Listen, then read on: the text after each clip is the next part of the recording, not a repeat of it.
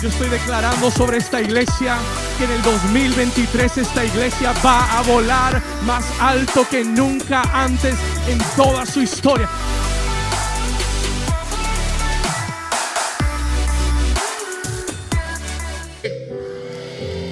Amén, amén. Si le va a dar un aplauso, déselo con todo el corazón. Muy bien. Génesis capítulo 37, vamos a leer del versículo 2 en adelante. La palabra del Señor dice, y vamos a leer varios versículos. Sígame por favor, quédese conmigo en la lectura. Es muy importante que usted entienda lo que está sucediendo en este texto. Génesis capítulo 37. Vamos a dejar todo como está, el audio como está. Vamos a dejarlo ahí perfecto. Génesis 37, versículo 2 dice: esta es la historia de la familia de ¿quién? De Jacob. Y después nos habla acerca de José. Siendo de edad de 17 años, apacentaba las ovejas con sus hermanos, y el joven estaba con los hijos de Bila y con los hijos de Silpa. ¿Y qué más dice? Mujeres de su padre. Ahora, miren lo que dice acerca de José. Dice, José era un informante. Escuche, e informaba, léalo conmigo. ¿Qué dice? ¿Qué? E informaba José a su padre la mala fama de ellos. Si esta Biblia se hubiera escrito en colombiano, hubiera dicho que José era un sapo que sapeaba a sus hermanos. ¿Ok? Versículo 3, verse 3. Y amaba Israel a José más que a todos sus hijos, porque lo había tenido en su vejez, y le hizo una túnica de diversos colores. Y viendo sus hermanos que su padre lo amaba más que a todos sus hermanos, le aborrecían y no podían hablarle pacíficamente. Sus hermanos no podían hablarle pacíficamente. Versículo 5, léalo conmigo. Dice, y soñó José un sueño y lo contó a sus hermanos, y ellos llegaron a ¿qué? Aborrecerle más todavía. Escuche esto. Y él les dijo: oíd ahora este sueño que he soñado. He aquí que atábamos manojos en medio del campo, y he aquí que mi manojo se levantaba y estaba derecho, y que vuestros manojos estaban alrededor y se inclinaban al mío. Escuche esto. Versículo 8. Y le respondieron sus hermanos: ¿reinarás tú sobre nosotros? ¿O señorarás sobre nosotros? ¿Y qué dice la escritura? ¿Y le qué? Y le aborrecieron aún más a causa de qué? De sus sueños y sus palabras. Sígame en la historia, versículo 9. Soñó aún otro sueño y lo contó a sus hermanos diciendo: he aquí, como si el primer sueño no hubiera sido suficiente, José tiene otro sueño y le cuenta a sus hermanos otro sueño.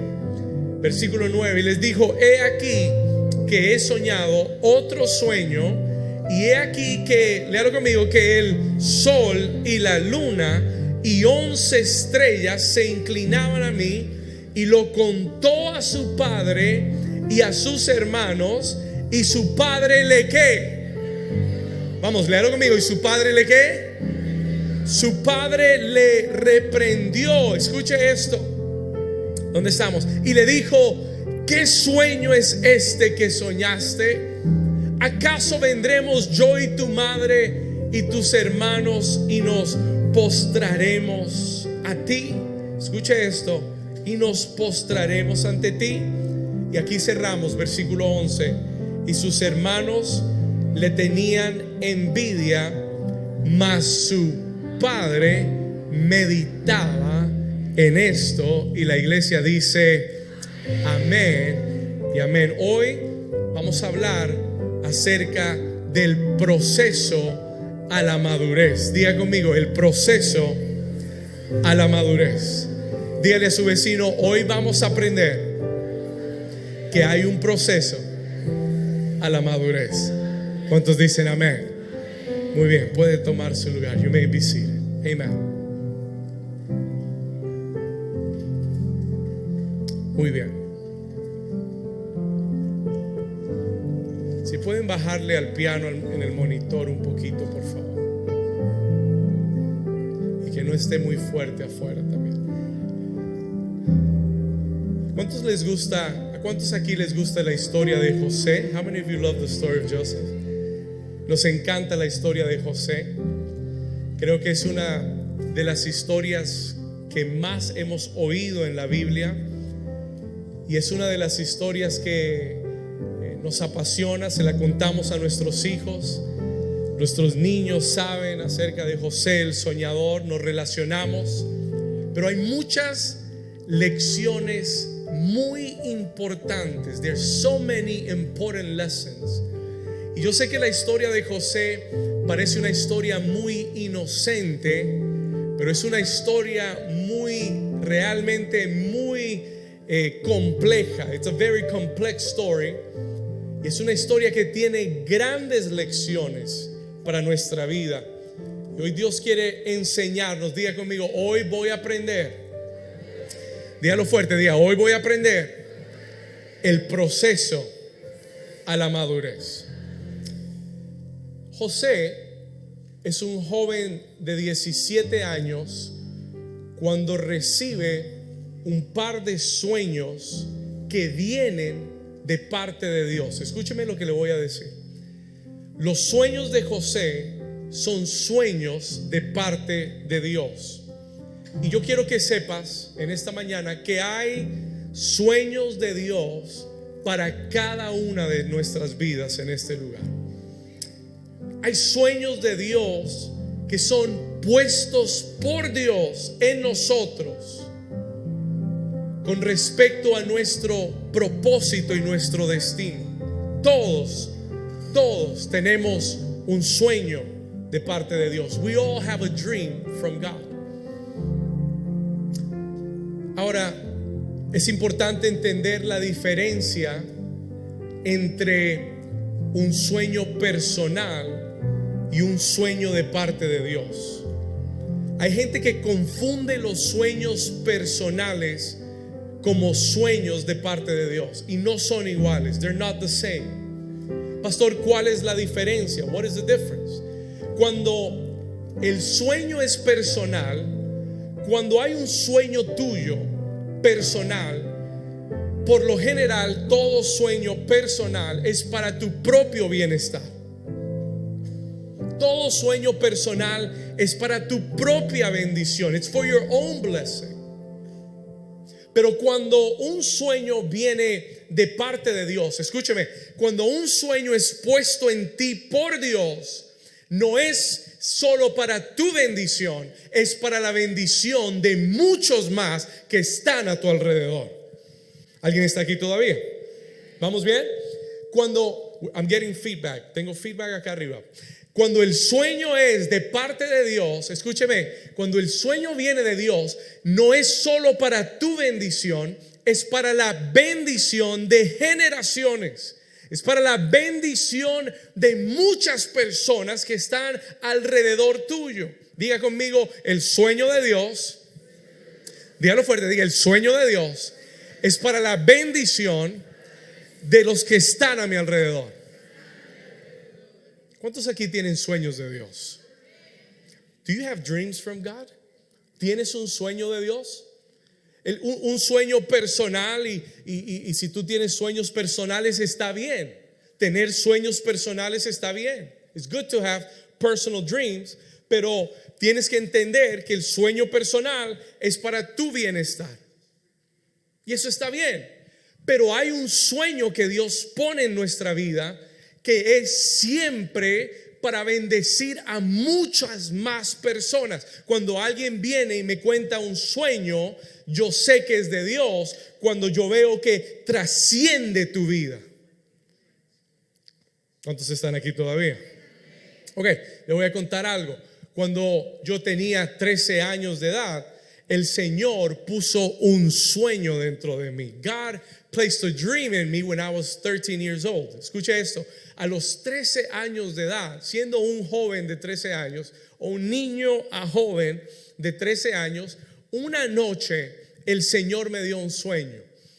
Y en ese sueño yo estaba parado en una tarima en un estadio que estaba repleto de personas. Más, yo estimo que eran 40,000, 50,000 personas en un estadio. Y en el sueño, como si yo estuviera viendo todo desde arriba, me vi a mí mismo mucho mayor, parado en esa tarima de ese estadio, y recuerdo la ropa que tenía puesta, y recuerdo el traje y el color y la camisa, y recuerdo todo vívidamente, y me vi predicando desde esa tarima y vi las multitudes adorando a Jesús.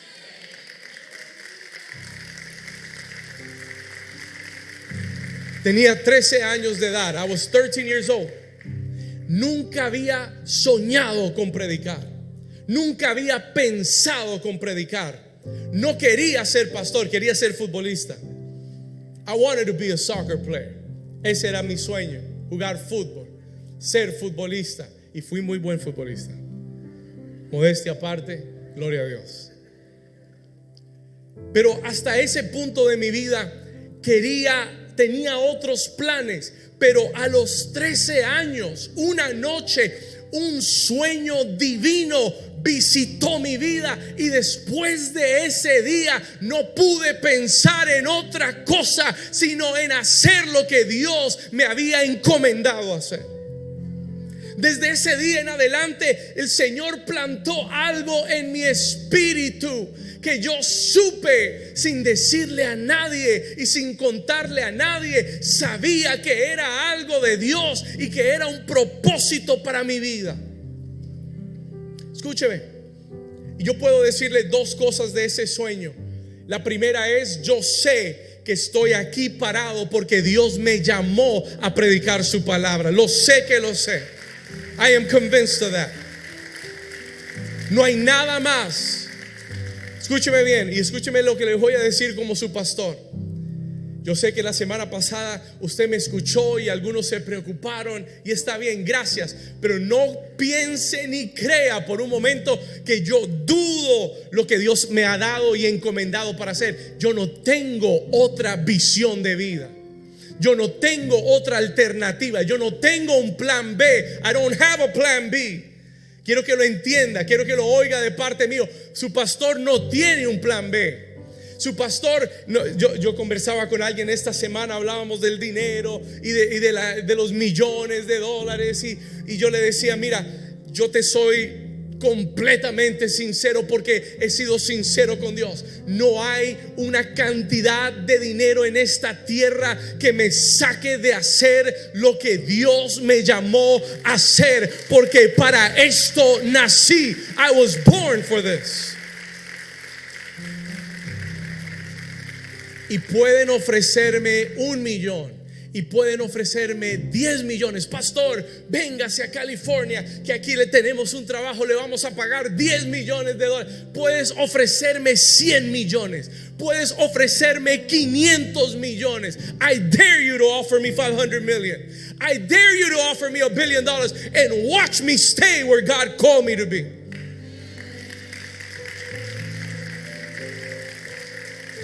¿Por qué? Porque tengo, número uno, una convicción del sueño que Dios puso en mi vida. Sé que Dios me llamó. Sé que para esto nací. Y lo segundo que sé es que el sueño que Dios me dio a los 13 años se va a cumplir, porque se va a cumplir.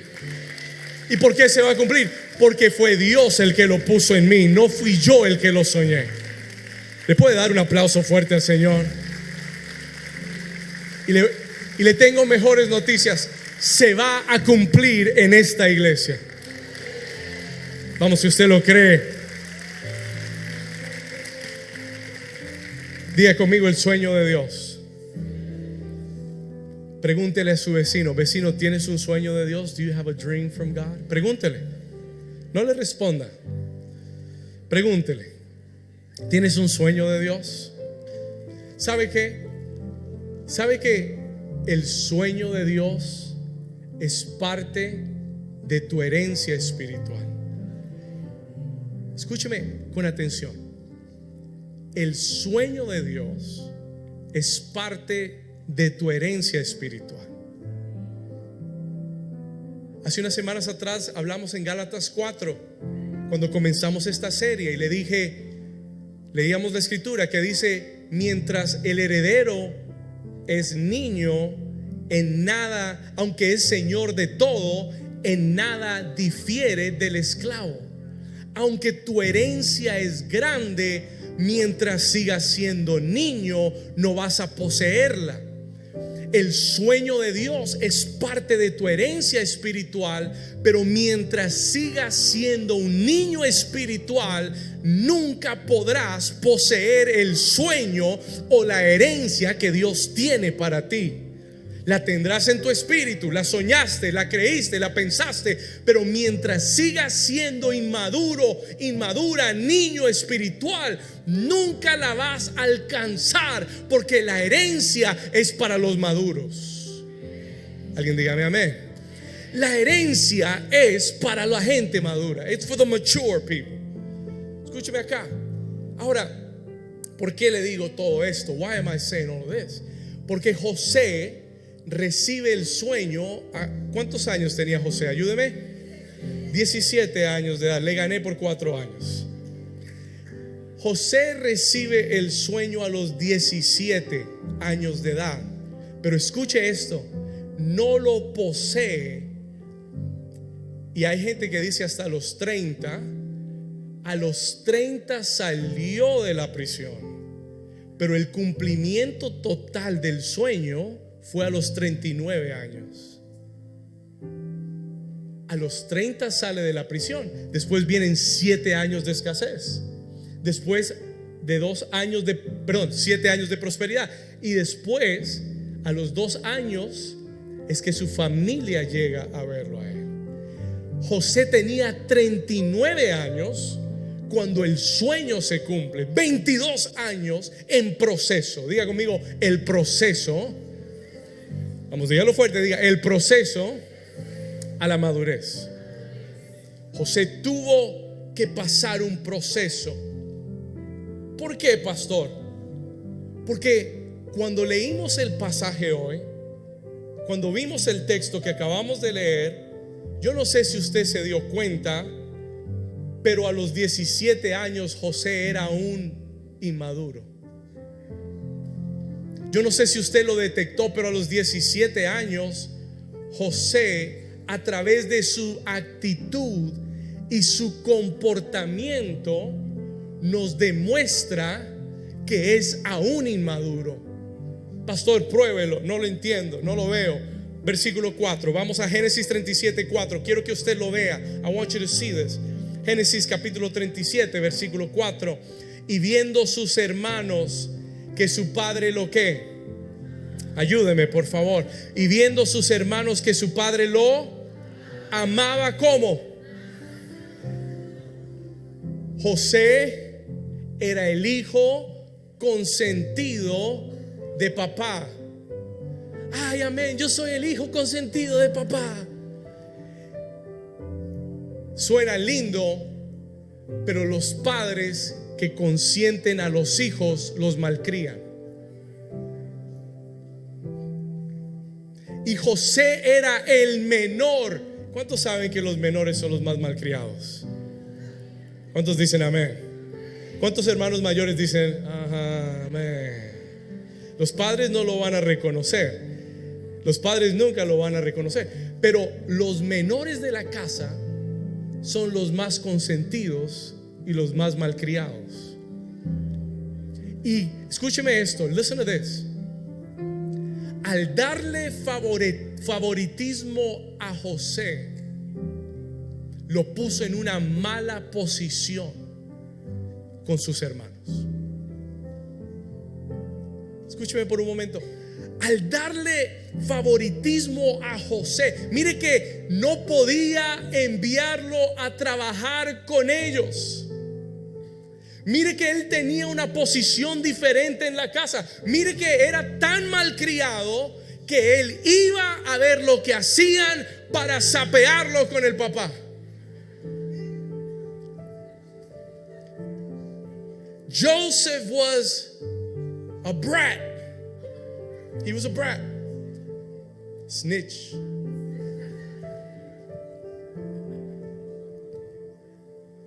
Sigamos, versículo 4.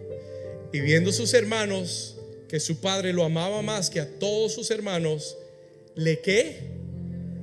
Ayúdeme por favor, ¿le qué? Hasta el punto que no podían hablarle pacíficamente. Los irritaba. Y solo tenía 17 años. Versículo 5, verse 5, sígame. Y entonces Dios le da un sueño a José. Diga conmigo, es un sueño de Dios. Y le da un sueño. Y José demuestra su inmadurez en que recibe un sueño de Dios.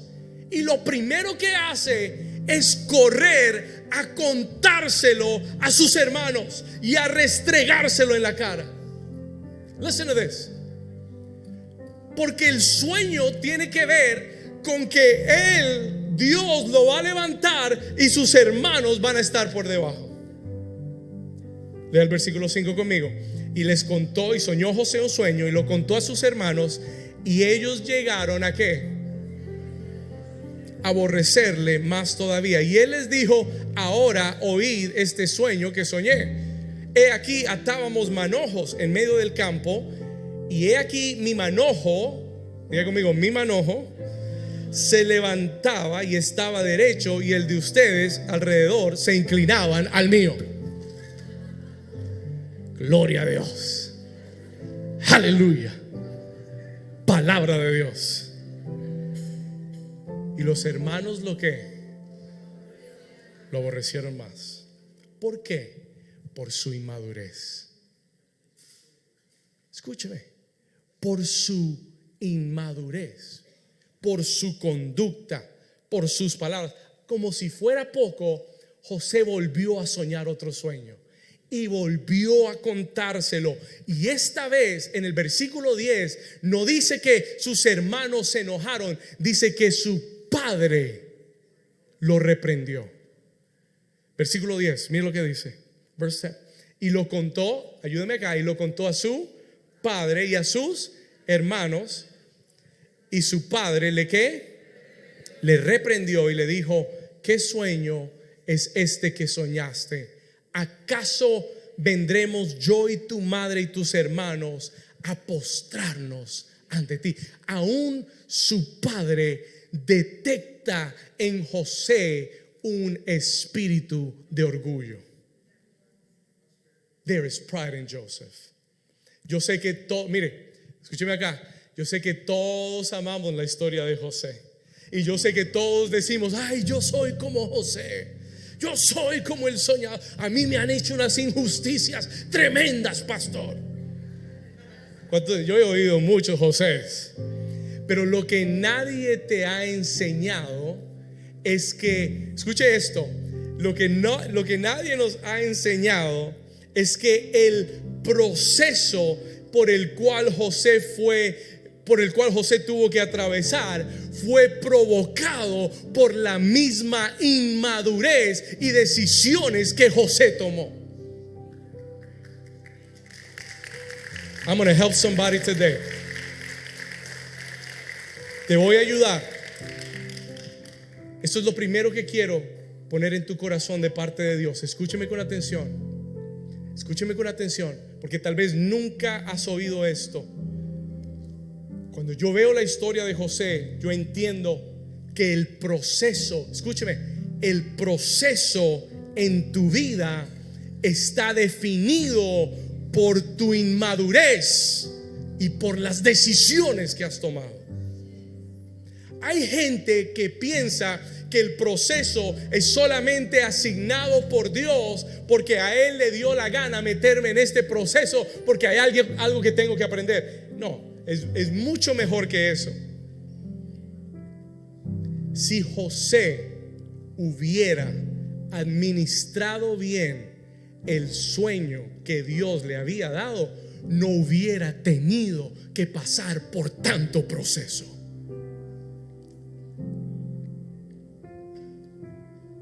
Así que la próxima vez que tú digas estoy en un proceso, como si estuvieras orgulloso de eso, entiende que estás en un proceso porque hay un área de tu vida que Dios quiere madurar.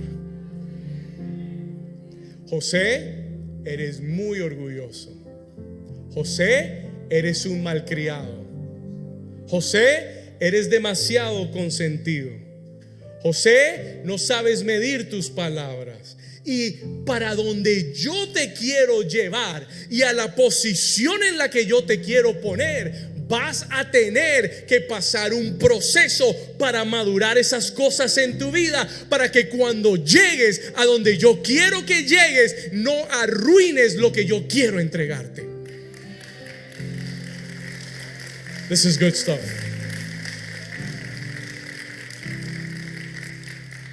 ¿Qué es el proceso? Voy a darle una definición. Let me give you a definition of process. Yo creo que la tenemos aquí arriba. Si me ayuden a ponerla, escriba esto. Esta es una definición del proceso. This is a definition of process. ¿Qué es el proceso, pastor? Todo el mundo habla del proceso. Todo el mundo dice proceso. Anote esto, write this down. El proceso es el trato de Dios para cambiarte y madurarte. Escriba esto. El proceso es el trato de Dios para cambiarte y madurarte con el fin de que puedas cumplir con el propósito de Dios en tu vida. This is good stuff. This is powerful stuff. Se lo voy a repetir una vez más. El proceso es el trato de Dios para cambiarte y madurarte. ¿Con qué fin? Con el fin de que puedas cumplir con el propósito de Dios en tu vida. Sin proceso no hay madurez. Sin proceso no hay madurez. Todos, incluyendo su pastor, incluyendo la persona más ungida, todos tenemos que pasar por un proceso. We all must go through a process. Sin proceso no hay madurez. Entonces todo el que tiene un propósito tendrá que pasar por otra vez, todo el que tiene un propósito tendrá que pasar por y entre mayor sea tu proceso, mayor es tu propósito también. ¿Estamos ahí? Se lo voy a repetir. Entre mayor sea el proceso en tu vida, mayor también es el propósito para el cual Dios te ha escogido. ¿Alguien dice amén a eso? ¿Alguien le puede dar un aplauso al Señor por eso? Come on.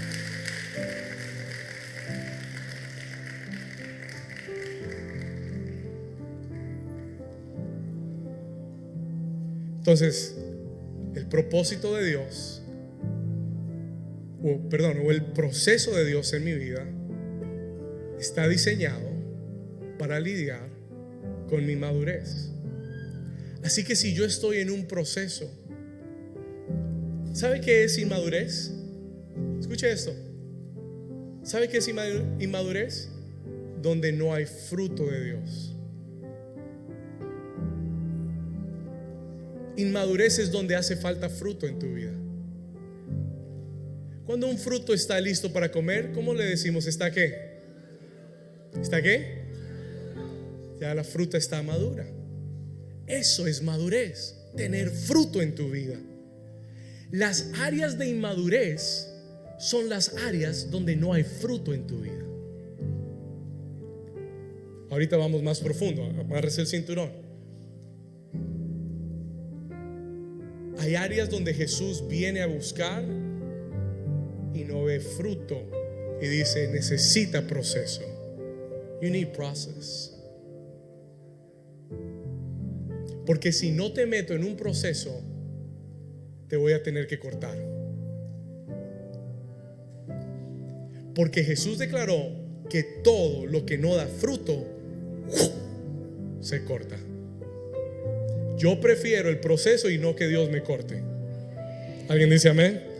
Yo prefiero el proceso y no que Dios me saque del plan. I prefer the process.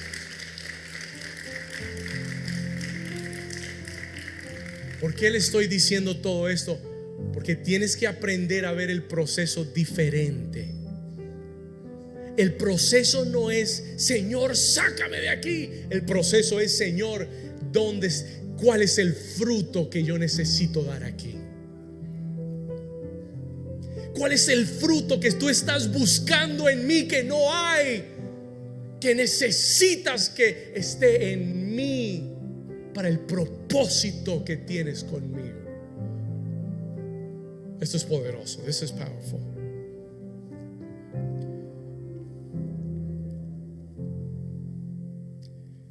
Ahora, entre más pronto aprendas las lecciones en el proceso y entre más pronto obedezcas a Dios en el proceso, más pronto llegarás al cumplimiento del sueño que Dios tiene para ti. Pastor, ¿cómo nos madura Dios? Yo quiero enseñarte las partes del proceso. I want to teach you the parts of the process. ¿Qué usa Dios para madurarnos? What does God use to mature us? Porque yo puedo pararme aquí y decirte, Dios te va a madurar y vas a estar en el proceso, y muchos de ustedes lo comprenden, pero yo quiero ser mucho más práctico. O Dios me dijo, sé mucho más práctico, porque si miras la vida de José, hay 3 lugares donde Dios lo maduró. There were 3 places where God matured him. Escúcheme, hubieron 3 lugares donde Dios maduró a José. Y hay 3 cosas que Dios usará para madurarte. Número 1, anótelo por favor. Write this down. Y voy a ir como una bala en estas 3 cosas. Número 1, number 1. ¿Qué usa Dios para madurar mi vida, pastor? ¿Qué usó Dios para madurar la vida de José? Número 1, Dios usará las relaciones para madurar nuestra vida. Denle una sonrisa al vecino que está al lado. Dígale, Dios te va a usar a ti para madurarme a mí. Gloria a Dios. Dios va a usar las ¿qué? Ayúdame. Dios va a usar Dios va a usar las relaciones en nuestra vida para madurarnos. Y le tengo una noticia. No son necesariamente las relaciones que más te agradan las que Dios va a usar. Es más, la mayoría de las veces las relaciones que más te maduran son las menos agradables. Gloria a Dios. Esto se va a poner mejor. Se lo voy a decir de nuevo. Escúcheme. Las relaciones, y estoy hablándote de las relaciones difíciles. Estoy hablándote de las personas difíciles. ¿Alguien conoce a alguien difícil? ¿Sabe cuáles son las personas difíciles? No las que tú escoges para que sean tus amigos, las que te toca lidiar, quieras o no quieras. Gloria a Dios. Ahora sí, pastor. Ahora sí me está hablando. Familia. Gloria a Dios.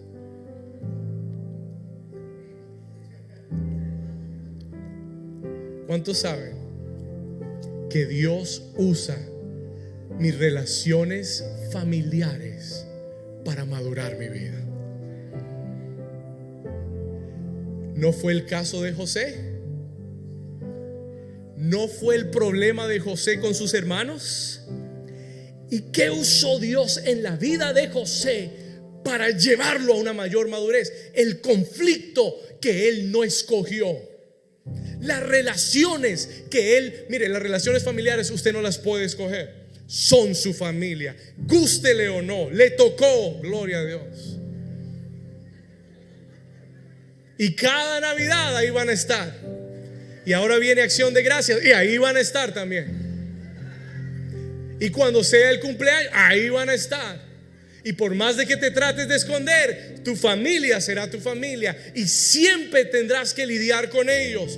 Pero tienes que dejar de huir y evadir y poner una barrera para no verlos, diciendo no, pero es que no me ministran, no me ayudan, no me sirven. Pero tienes que entender que Dios los escogió y los puso en tu vida. ¿Para qué? Para madurarte a ti.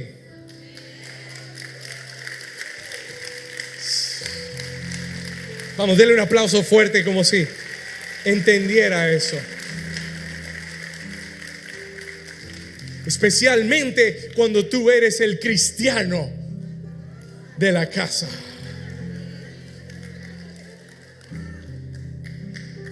Cuando tú eres el maduro espiritualmente y tienes que dar ejemplo y todos te están midiendo con la vara, ¿no? Te están midiendo con el metro y tú quieres salir corriendo. You want to go out running, pero el Señor te puso en ese aprieto para madurar tu vida.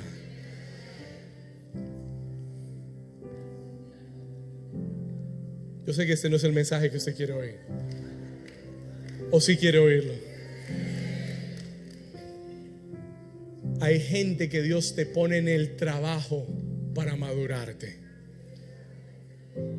Hay compañeros de trabajo puestos por Dios para madurarte. ¿Sabe por qué? ¿Por qué? ¿Sabe por qué? Porque es que no son como tú.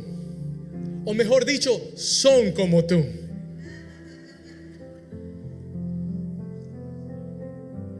Y por eso chocas tanto. Hay jefes que Dios ha puesto encima tuyo que son difíciles de lidiar. Y en vez de correr, porque esto es lo que hacen los cristianoides. Los cristianoides: Señor, ábreme otro trabajo, ponme en otro lugar, Padre, en el nombre de Jesús. Y comienzan a buscar y llegan al próximo trabajo y el próximo jefe es peor que el anterior. Y a donde te metas no puedes huir de ti mismo.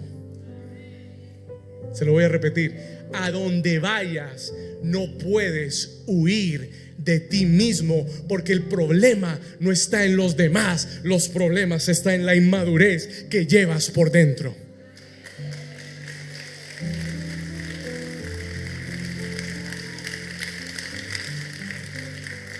¿Estamos acá? Oh, pastor, pero en la iglesia eso no pasa. ¡Ja! En la iglesia, mire, yo tengo una cantidad de canas, usted no las alcanza a ver, pero tengo una cantidad de canas que ciertos cristianos me han sacado. Y el Señor ha traído gente para madurarme. El Señor ha traído gente para hacerme paciente.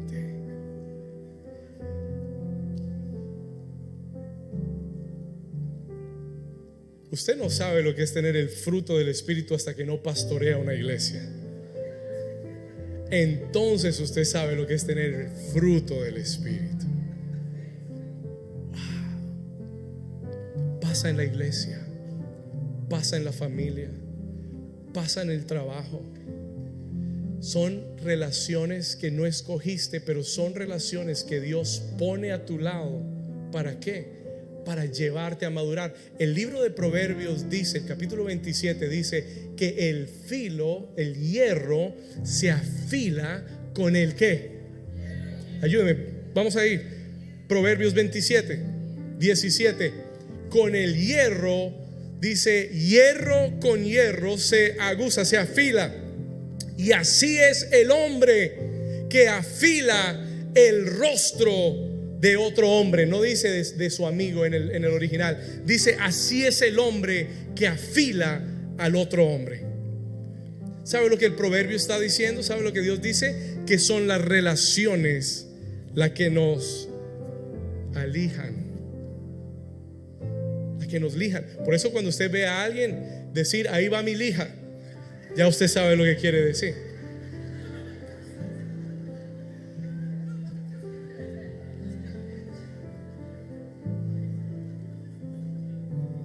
Quiere decir que esa es la persona que te hace filudo, que te afila. Y Dios siempre va a poner gente así en tu vida. Te conviene tener gente así en tu vida. Escúcheme, es necesario tener gente así en tu vida. Si todos son como tú, entonces créame que nunca vas a madurar y a crecer. Es la gente que son más como nosotros con las que más inmaduros somos. ¿Sí se había dado cuenta?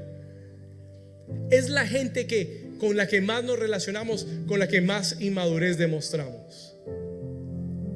Pero la gente que es difícil de tratar es la gente que Dios usa para hacernos madurar. Y yo te estoy diciendo esto porque quiero que sepas de parte de Dios y que entiendas que hay relaciones en tu vida que Dios está usando porque Él quiere que su fruto en tu vida aparezca, nazca, crezca en los momentos difíciles. ¿Cómo sé yo que José superó esta prueba? How do I know he passed this test? ¿Cómo sé yo que él superó la prueba de las relaciones? Escúcheme acá. Yo hice la tarea, I did the homework, y adelanté y fui muchos años después. Un día José está como gobernador de Egipto y toda la tierra está viniendo a Egipto a buscar provisiones. Y adivine quién llegó dentro de todo ese grupo. Llegaron sus padres y sus hermanos. Sus hermanos primero. Y se postraron y todo el tema. José ellos no lo reconocieron. Lo habían dejado a los 17 años. Ahora José tenía 39 y era el príncipe de Egipto. No lo reconocieron. Pero el día que José se le revela a sus hermanos, escúcheme, y créame que él quería meterlos a la cárcel, y créame que él quería y pensó, ¿qué tal si me vengo ahora? What if I take revenge now? Pero yo veo la madurez de José en Génesis capítulo 45, Genesis 45, versículo 5. Vamos a ir ahí. Mire lo que dice la escritura. José se revela a sus hermanos. And look what he tells them. Les dice: ahora pues, no os entristezcáis ni os pese de haberme vendido acá. ¿Por qué? Porque léalo conmigo, porque para preservación de vida me envió ¿quién? ¿Me envió quién? Delante de vosotros. Vamos al versículo 7, verse 7. Mire lo que él sigue diciendo en el versículo 7. Y Dios, diga conmigo, Dios me envió delante de vosotros para preservaros posteridad sobre la tierra y para daros vida por medio de gran liberación. Versículo 8, verse 8. Así pues, no me enviasteis acá vosotros, sino Dios. 3 veces José dice: no fue tu culpa. Yo sé que me vendieron, yo sé que me tiraron en el pozo, yo sé que me perjudicaron y me apartaron de mi familia por 22 años, pero ¿saben qué? He madurado al punto de entender que no fueron ustedes. No sé si me escuchó. José le dice a los hermanos que lo vendieron: yo he madurado hasta el punto de entender que no fueron ustedes los que me vendieron, fue el propósito de Dios el que me trajo hasta este lugar.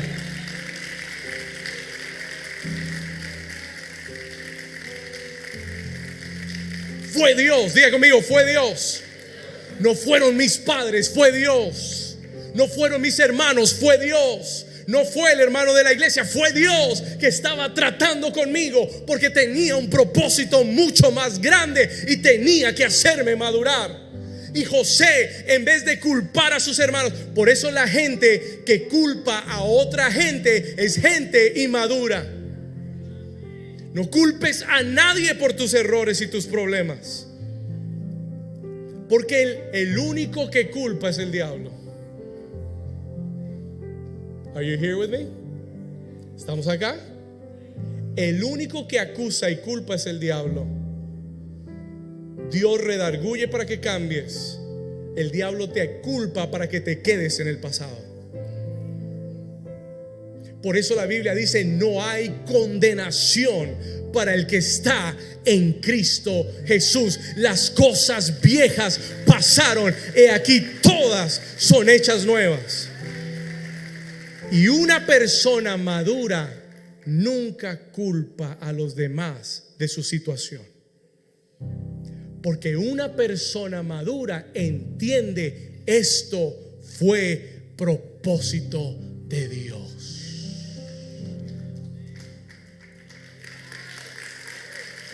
Vamos a darle su mejor aplauso al Señor.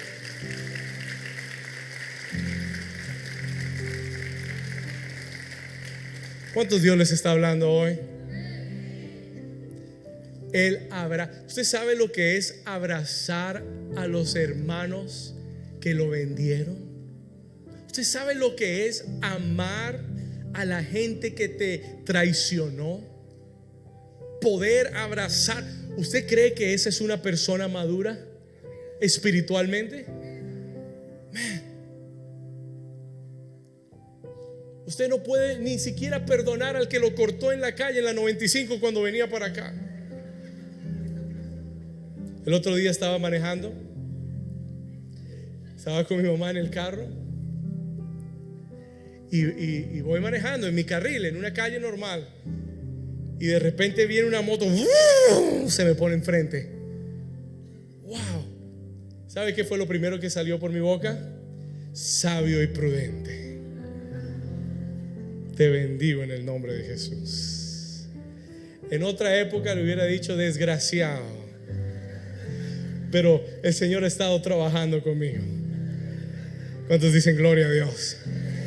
Y que cuando alguien le haga algo malo, en vez de decir a este hijo de Padre, este hijo tuyo que todavía no te ha conocido, Padre, que te conozca pronto en el nombre de Jesús. Vamos, diga gloria a Dios. Vamos, diga madurez. Madurez en tus relaciones. Dios usa las relaciones para madurarte. Número 2. ¿Quién quiere saber lo segundo? Number two. Esta es una lección tremenda. El segundo lugar donde José va es la casa de Potifar. La casa de Potifar es el lugar de servicio. Escriba esto: el servicio es una de las formas que Dios te enseña a madurar. José, el malcriado de la casa. José, el hijo menor consentido, el que tenía la túnica de colores, el que se sentía amo y señor de todos, ahora es un siervo en la casa de Potifar.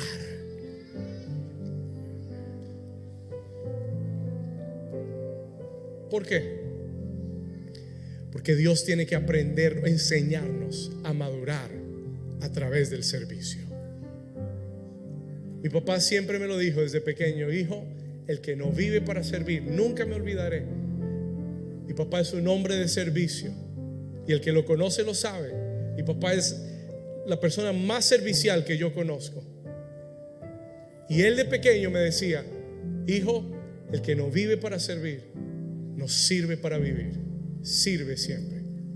Y mi ejemplo desde pequeño, ver a mi papá en la iglesia, era sirviendo en la casa de Dios. Mi papá era el primero en llegar. Tal vez él tal vez no le he dicho esto, tal vez él no lo haya escuchado de mí antes, pero tengo una memoria vívida de tener 9 años de edad y llegar con mi papá y ser el primero en abrir el templo y abrir las puertas y comenzar a barrer ese templo, porque era una alfombra, y para que estuviera limpio, y él barría y ponía los cables y seteaba el sonido, y yo lo miraba y lo único que deseaba era poder servir como él estaba sirviendo.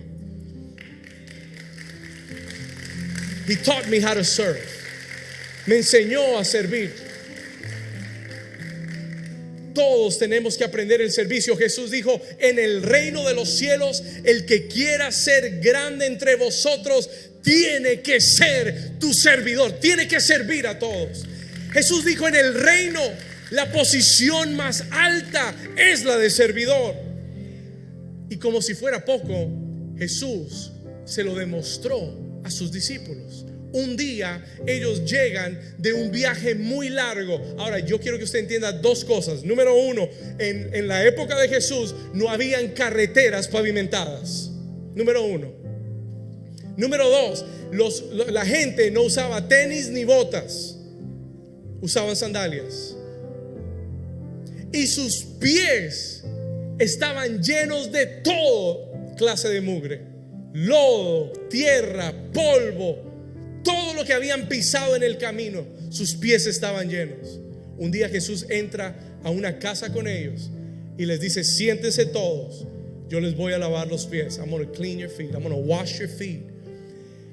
Tal vez lo que usted no sabe es que lavar los pies era la tarea de la persona más baja en la casa.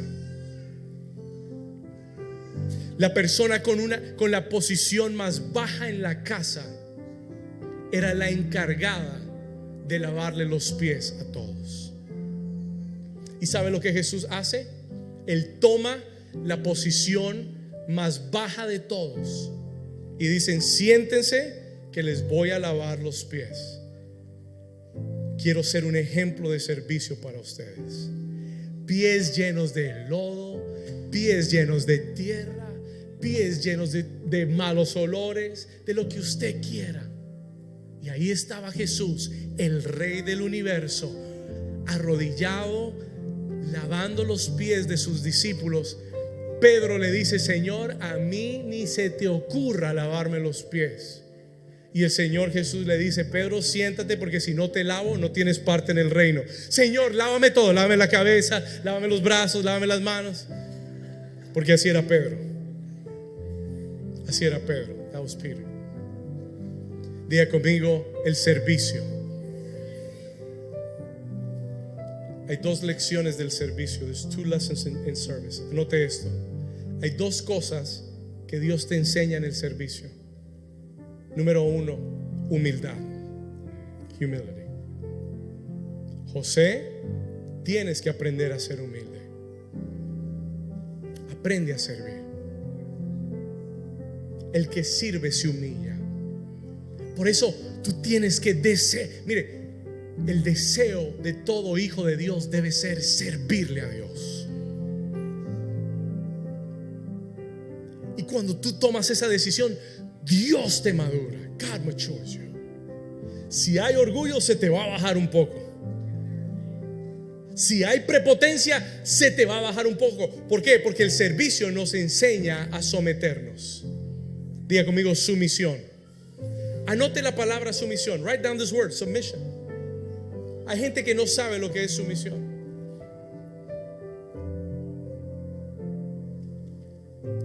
¿Sabe qué es sumisión? Sumisión es una palabra compuesta.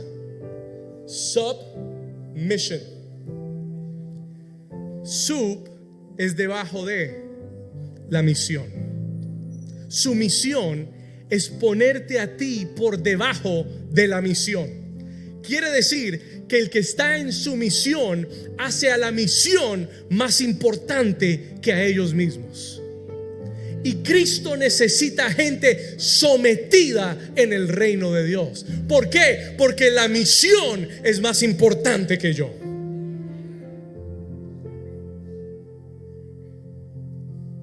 Y cuando la misión es más importante que yo puedo ponerme a un lado para que la misión se cumpla. ¿Alguien está aquí todavía? Juan el Bautista, cuando Cristo llegó, Él dijo: es necesario que yo mengüe para que Él crezca. Porque esto no se trata de mí, esto se trata de la misión. Esa es la gente madura. Pero el inmaduro, no, vamos a hacerlo como yo digo, porque yo sé cómo hacerlo mejor. Porque yo ya tengo experiencia. A mí nadie me dice qué hacer. El pastor me dijo cómo hacerlo, pero yo sé cómo hacerlo mejor. ¿Estamos acá? Sumisión. Diga conmigo sumisión. Diga conmigo humildad. Cuando sirves, aprendes a poner la misión por encima de tu vida. Vamos a Génesis capítulo 39. Estoy llegando. Genesis chapter 39. Génesis 39 versículo 3. José está en la casa de Potifar. Joseph is in Potiphar's house. Y en el versículo 3 dice la palabra: y vio su amo, Potifar vio que Jehová estaba con él. Escuche esto: Jehová estaba, léalo conmigo. Dice: y vio su amo que Jehová estaba con él, y que todo lo que él hacía, ¿qué sucedía? Jehová lo hacía, ¿qué? Prosperar en su mano. Versículo 4: y así halló José gracia en sus ojos, y le ¿qué? Ayúdeme. ¿Y le qué? Y él le hizo mayordomo de su casa, y entregó en su poder todo lo que él tenía. José sirvió tan bien que se convirtió en el administrador de todo lo que Potifar tenía.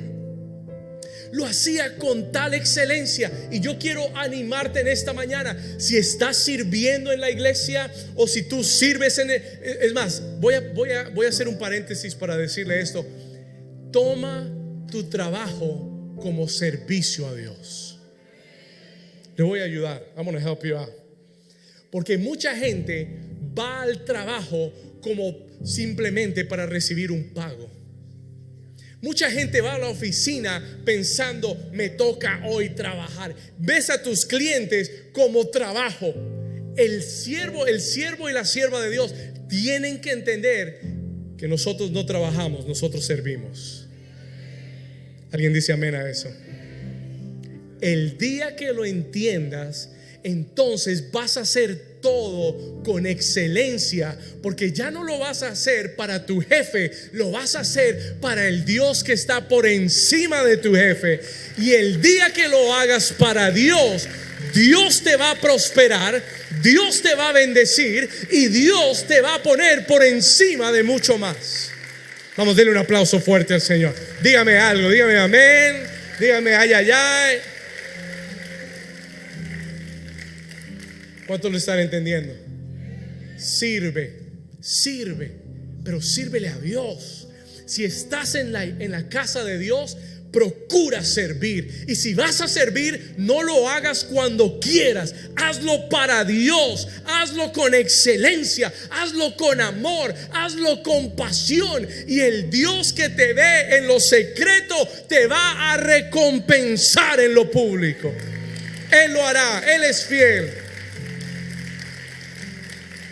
Diga conmigo: el servicio me madura. Número 3. Tengo que cerrar. I've got to close. Número 3. José sirvió con tanto amor, con tanta excelencia. Aprendió la lección. Aunque era malcriado, aunque era consentido, aunque era el menor de su casa, aprendió a ser un buen siervo por años, y Dios lo bendijo. Tercer lugar, third place, El tercer lugar donde Dios maduró a José fue en la prisión. Hablamos de las relaciones, hablamos de la casa de Potifar, el servicio, y número 3, diga conmigo, la prueba de la prisión. ¿Sabe que José fue llevado a la cárcel injustamente? La prueba más grande de José fue la cárcel. ¿Sabe por qué? Porque no hizo nada malo. Una cosa es cuando hacemos lo malo y tenemos que pagar por lo malo. Otra cosa es, hice lo que Dios me pidió y aún así terminé en la prisión. Y eso se llama prueba. Diga conmigo, prueba. ¿Alguien aquí ha estado en una prueba? ¿Alguien aquí está en una prueba? No tengo tanto tiempo. En un par de semanas, si Dios lo permite, vamos a entrar profundamente en esto. We'll go deeper here. Pero escúcheme lo que le voy a decir de parte de Dios. La prisión en la vida de un creyente siempre será el lugar más acelerado de madurez en tu vida. Cuando Dios quiere acelerar tu proceso de madurez, te mete en la prisión o te deja ir a la prisión o a la prueba de la prisión, porque nada te madura más en tu vida que una buena prueba. Yo sé que no van a haber muchos amenes ahí. Un amén. Ok, ya entendieron, ok. Se lo voy a decir a manera personal para ir cerrando. Amén. El que menos pruebas ha tenido dijo amén.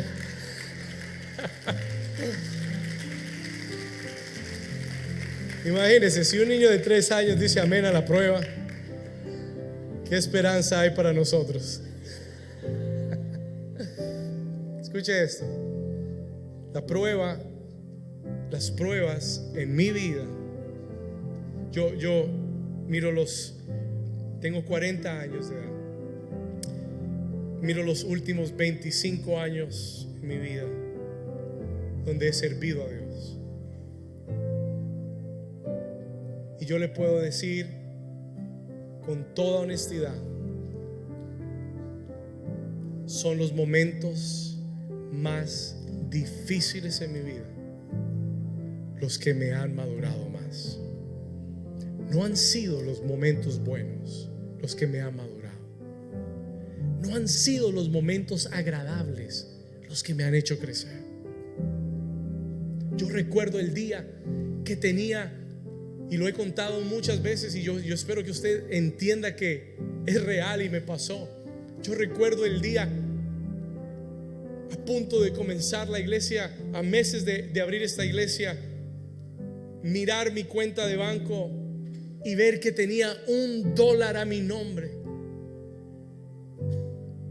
$1 a mi nombre. Había pagado todo y tenía $1 a mi nombre. Y fueron días de angustia y fueron días de prueba para mí. Pero esa lección me enseñó a no confiar en un trabajo que me da un cheque, a no poner mi esperanza en una profesión ni en un empleador. Esa lección de mi vida me llevó a mirar a Dios y decirle: Dios, tú eres mi pastor y nada me faltará, y si tú provees y si tú eres mi fuente, tendré más que suficiente. Y ese día aprendí a dejar de preocuparme por el dinero. Ese día puse a Dios por encima del dinero. Dejé de preocuparme y desde ese día Dios comenzó a bendecirme sobrenaturalmente. Desde ese día comencé a ver la gracia y el favor de Dios. No porque comencé a trabajar otro trabajo, no porque busqué trabajar el día que era de Dios, no, porque puse a Dios por encima y le entregué mi angustia y le entregué mi afán y mi preocupación. Y el día que lo hice, sentí la paz de Dios en mi vida. Y ese día fue el último día. Escúcheme, was the last day. Ese fue el último día que me preocupé por dinero. Se lo digo delante de Dios. Fue el último día que me preocupé por dinero. Y comencé a ver a Jehová el pastor hacerse una realidad en mi vida. Han sido los días de mayor prueba los que me han llevado a mayor crecimiento y mayor madurez. El apóstol Santiago dice: tened por sumo gozo cuando os halléis en diversas pruebas. Un momento, pastor, que me goce, que tenga gozo. ¿Cuántos saben que gozo es un fruto del Espíritu? Que tengas gozo en vez de queja. Que tengas gozo en vez de murmuración. Que tengas gozo en vez de tristeza y ansiedad. En diversas pruebas. ¿Por qué? Dice: sabiendo que la prueba de vuestra fe produce, diga conmigo, produce paciencia. La prueba tiene un producto en mi vida y ese producto se llama paciencia. Y la paciencia, ¿qué dice el versículo 4? Y la paciencia, su obra completa, para que seáis perfectos. Y la palabra no es perfectos, es maduros, para que seáis maduros y cabales, sin que os falte cosa alguna. Tengo que terminar el mensaje, pero en un par de semanas vamos a hablar acerca del fruto en las pruebas. We're going to talk about the fruit in the testing. Hay mucho, tengo una página más de notas para hablar de esto hoy y no tengo el tiempo, pero voy a terminar aquí diciéndole esto. I'm going to finish saying this. Las pruebas en tu vida, el día que entiendas que Dios permite pruebas para madurarte, no vas a buscar salir de la prueba.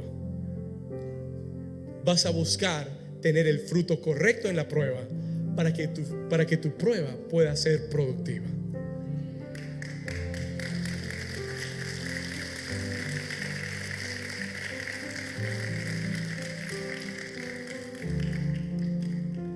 Hace un par de semanas salí de acá.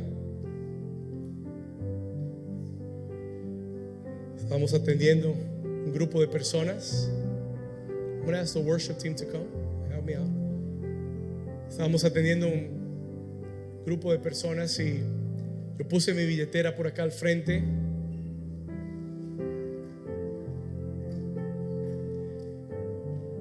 Y me desentendí, se me olvidó. Después nos fuimos a comer. Después de que se acabó todo, la gente se fue, nos fuimos a comer. Llego al parqueadero, al estacionamiento del restaurante y comienzo a buscar mi billetera. Abro todos los compartimientos, abro mi bolso, abro todas partes. No encuentro mi billetera por ningún lado. Mi primera reacción fue angustia. Mi primera reacción fue: Señor, y ahora, y comencé a llamar. Llamé a Noel, y llamé a Edwin, y llamé a Josué, y llamé a Juan, y llamé a Camilo, y llamé como a 5. Todos buscando la billetera, acá, allá, arriba, abajo, en el parqueadero, en todas partes. Camilo fue al carro, buscó la billetera por todos lados. Y yo llegué al restaurante, estamos el profeta Mario con varios ahí.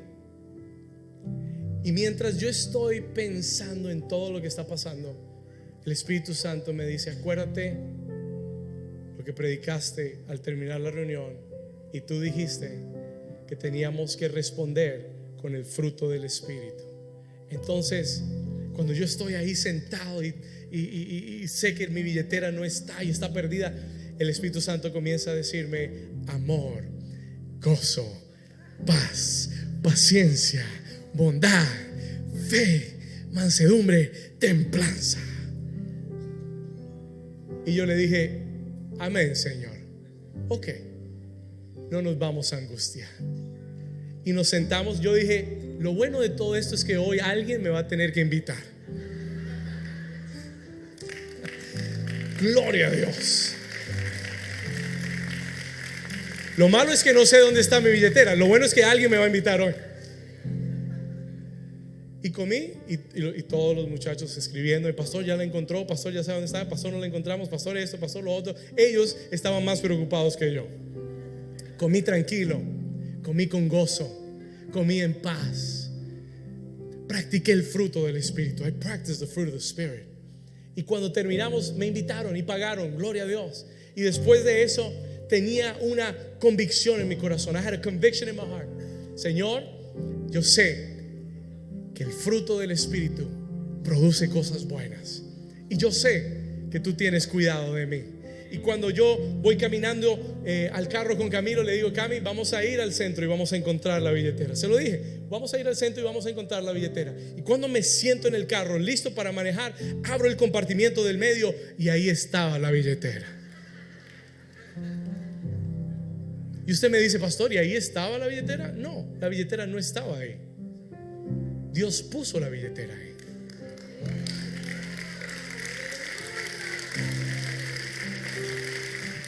Habían volteado el carro para encontrarla, y cuando yo abro el compartimiento del medio, ahí estaba la billetera. Y el Señor me dijo: por eso el fruto del Espíritu siempre te dará el mejor resultado de todos. Vamos a darle un aplauso fuerte al Señor en esta mañana.